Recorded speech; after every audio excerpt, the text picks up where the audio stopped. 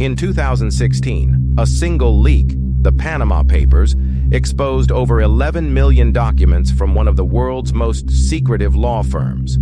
Hidden within them was the financial skeleton key to Vladimir Putin's empire. Not under his name, never, but through a network of childhood friends, KGB allies, and loyal oligarchs.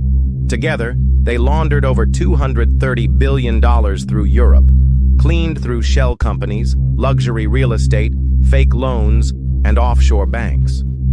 This isn't just corruption. This is state-sponsored theft, wrapped in tuxedos, protected by lawyers, and sipping wine in London townhouses. How Putin's inner circle laundered billions through Europe. To understand this heist, you need to understand how power works in Putin's Russia. In the 1990s, after the fall of the Soviet Union, a new breed of oligarch emerged, men who bought state assets for pennies. But when Vladimir Putin took power in 2000, the game changed. You stay out of politics, you keep your money. That was the unspoken deal. Disloyalty meant exile, or worse. Those who stayed close became the inner circle. Men like Sergei Roldugin, a classical cellist and Putin's longtime friend. Officially, he played the cello.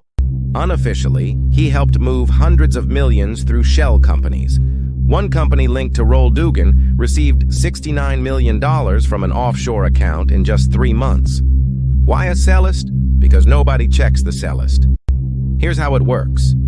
Dirty money leaves Russia via sham contracts. A Russian company pays for fake consulting from a shell company in Cyprus or the British Virgin Islands.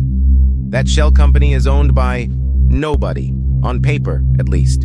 Then it goes into European banks, Latvia, Estonia, Austria, where paperwork is negotiable. Once inside the system, it becomes clean. And then it buys Paris apartments, Mayfair mansions, Swiss bank vaults, yachts, football clubs, and fine art no one ever sees. It's called the laundromat, and it's worked flawlessly for over a decade. The Organized Crime and Corruption Reporting Project, OCCRP, found 21 shell firms tied to Putin's allies. Total value moved? Over $230 billion. That's not a typo. That's more than the GDP of Greece. The money didn't just buy penthouses, it bought silence. In London, real estate agents never asked questions. It's not our job to investigate wealth, said one UK property executive. In Cyprus, officials turned a blind eye for years. In Malta, shell firms were a national export. Even Swiss banks, famously discreet, were caught moving Putin-linked money through unusually large transactions. But few were prosecuted, few were jailed. Most just paid a fine and carried on. Why? Because the money was too big to question. In 2022, when Russian tanks rolled into Ukraine, the world finally asked, where did the money come from? The answer, we helped clean it. Lavish assets across Europe were seized, $300 million in yachts, villas, and bank accounts. But that's only a fraction of the real sum. The money didn't just vanish. It funded paramilitary operations, cyber attacks, election meddling, and war. This isn't just about corruption. It's about how global luxury financed global violence. Putin's inner circle isn't flashy. They don't post on Instagram. Their names are buried in offshore paperwork, trust funds, and secret ledgers. Lawyers in London, accountants in Zurich, bankers in Vienna.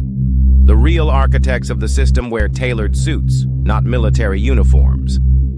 In the words of one EU financial crime expert, they used the rules against us. We built a world where money moves faster than justice. This isn't just a Russian problem.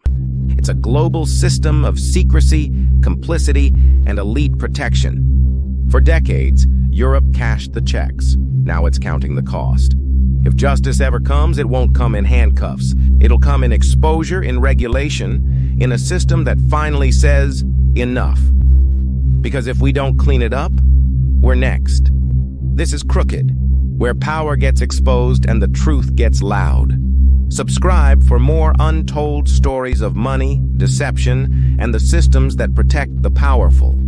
If it's crooked, we expose it.